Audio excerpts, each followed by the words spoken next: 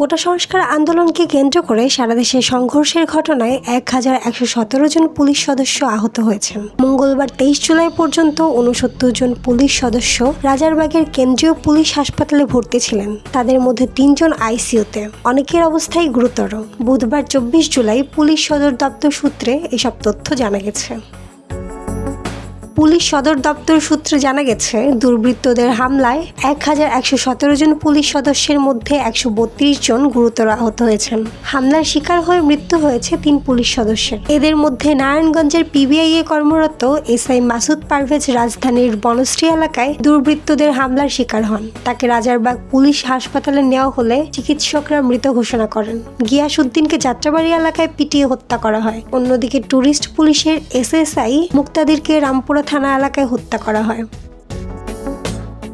জানা গেছে, রাজারবাগ পুলিশ হাসপাতাল ছাড়াও ঢাকা মেডিকেল, সোহরাওয়ার্দী সহ অন্যান্য হাসপাতালে অনেক পুলিশ সদস্য চিকিৎসা নিয়েছেন। এখনও অনেক পুলিশ সদস্য রয়েছেন ভর্তি। রাজারবাগ পুলিশ হাসপাতাল ও ডিএমপিতে কর্মরত একাধিক পুলিশ সদস্য বলেন, পুলিশের ওপর এমন হামলা তারা কখনো দেখেননি। বেশিরভাগেরই মাথায় আঘাত করা হয়েছে।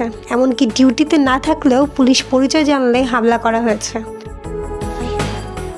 এ প্রসঙ্গে পুলিশ হাসপাতালের অতিরিক্ত পুলিশ সুপার প্রশাসন ও পরিদর্শন মোহাম্মদ মইনুল ইসলাম গণমাধ্যমকে বলেন, 277 জন পুলিশ সদস্য গুরুতর আহত হয়ে এই হাসপাতালে এসেছেন। এদের মধ্যে 83 জনকে ভর্তি করা হয়েছিল। বর্তমানে 69 জন ভর্তি রয়েছেন। তাদের বেশিরভাগেরই মাথায় আঘাতপ্রাপ্ত। এর আগে সরকারি চাকরির কোটা সংস্কার আন্দোলনে অনুপ্রবেশ করে দুর্বৃত্তরা রাজধানী সহ সারা দেশে বিভিন্ন স্থানে রাষ্ট্রীয় সম্পদের উপর হামলা, ভাঙচুর ও অগ্নিসংযোগ করেছে। হামলা করেছে পুলিশের ওপরও।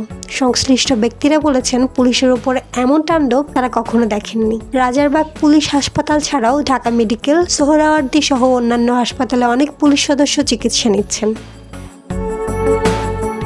মাহমুদ আঞ্জুম বৃষ্টি, ডেস্ক রিপোর্ট, কথা কম।